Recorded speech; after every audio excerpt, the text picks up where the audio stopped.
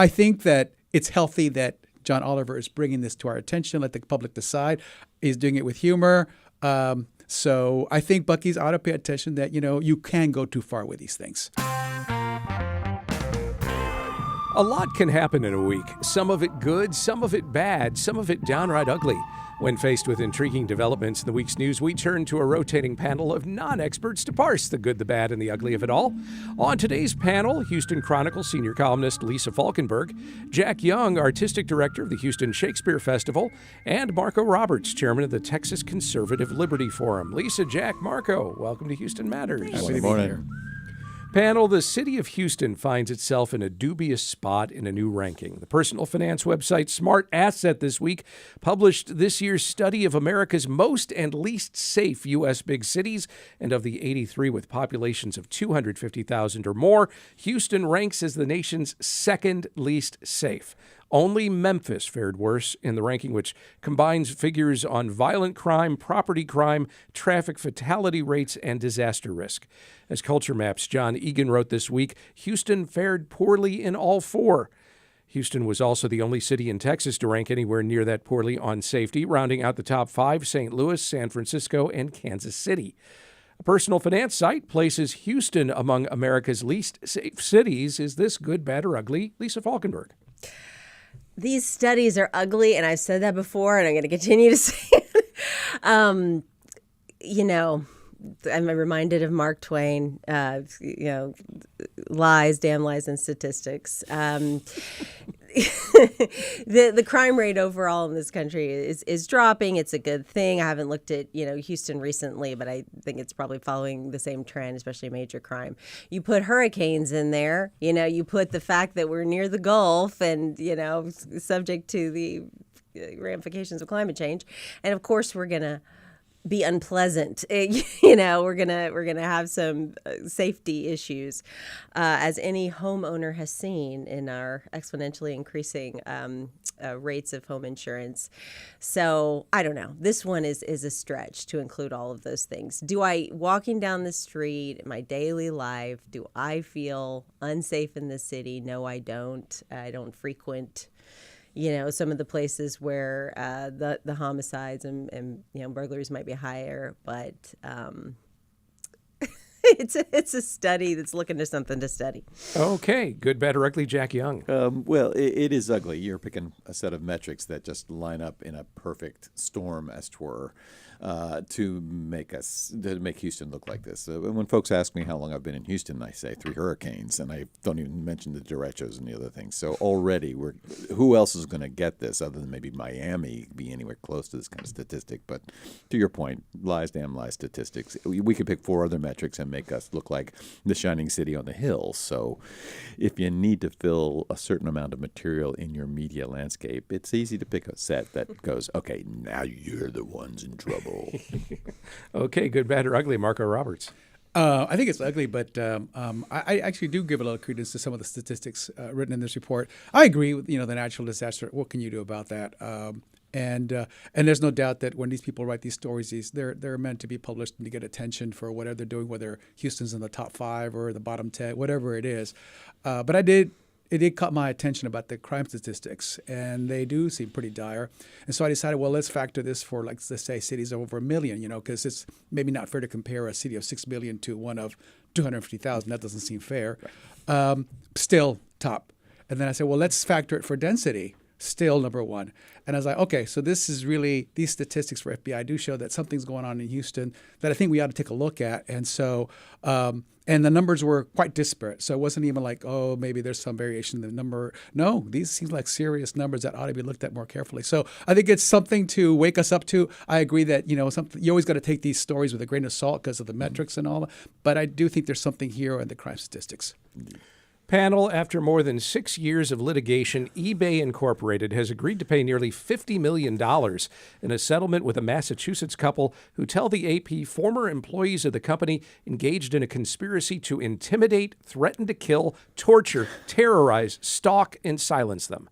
According to settlement details released this week, David and Ina Steiner were targeted by the former employees with threats and anonymous deliveries, including live insects, a funeral wreath, and a bloody pig Halloween mask. The cyber stalking and death threats began in 2019 after the couple reported on the company and e-commerce industry in their newsletter called E-Commerce Bites. Within a year, federal prosecutors charged 7 former eBay employees for carrying out the coordinated harassment. The settlement includes $48.7 million in compensation, 46 of it directly from the company, the rest from former executives, and eBay and its former CEO will also contribute a combined $7 million to charities, including one protecting First Amendment rights. eBay settles for almost $50 million with a couple harassed by its former employees. Is this good, bad, or ugly, Jack? Well, I'll take the two sides of the coin. It's good that they are paying the money for this ugly thing. I'm trying to imagine this set of employees seeing themselves as some kind of avenging force or the forces of Dark Lords or, I don't know, out of Comic-Con thing that they would need to go after a couple that way. It just, I'm a pretty imaginative guy, and I'm having a hard time stretching my brain to that.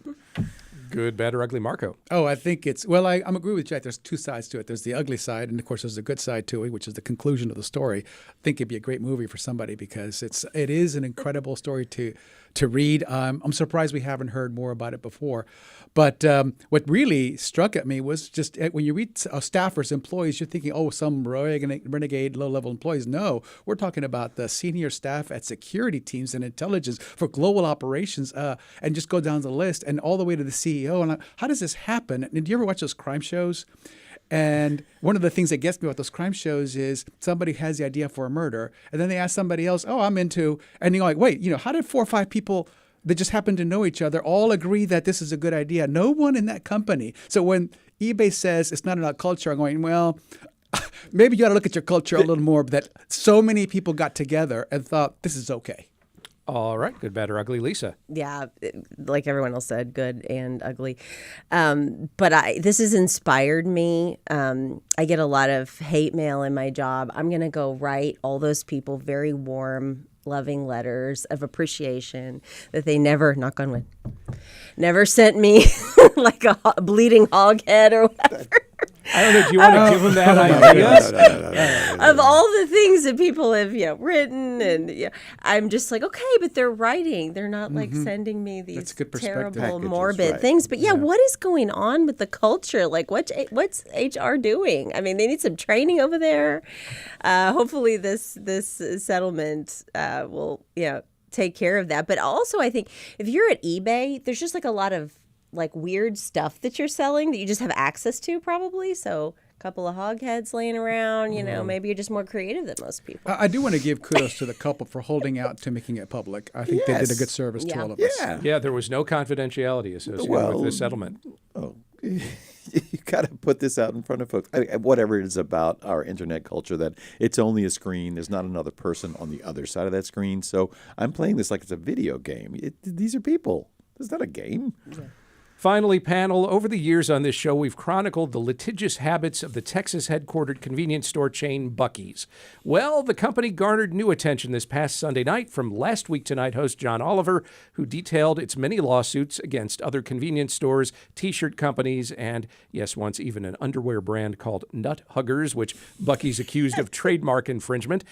Oliver noted how Buc-ee's has historically won many of its cases or wound up with favorable settlements because smaller companies lacked the resources to fight it in court. But as Oliver noted, his show very much has the will to get into a fight with Buc-ee's. Oliver then announced a new line of merchandise featuring a Buck Off logo beneath Last Week Tonight's mascot, Mr. Nutter Butter. Profits from the merch will go to the nonprofit Hunger Free America, but the effort to goad Buc-ee's into court appears not to have worked. In response, Monday, a lawyer representing the chain told the Dallas Morning News it does not plan to sue and declined further comment. Buc-ee's gets the Last Week Tonight with John Oliver treatment. Is this good, bad, or ugly, Marco? I think it's good in that it's healthy. I understand trying to protect your copyright interest, and I think that sometimes there are businesses, and some of the cases that Buc-ee's has gone against there's been a legitimate claim, but then there's also the thing that like happened with Disney, where sometimes even kindergarten schools are being sued by Disney because they had a Donald Duck on some wall or something, and people would start going, "That's going a little far."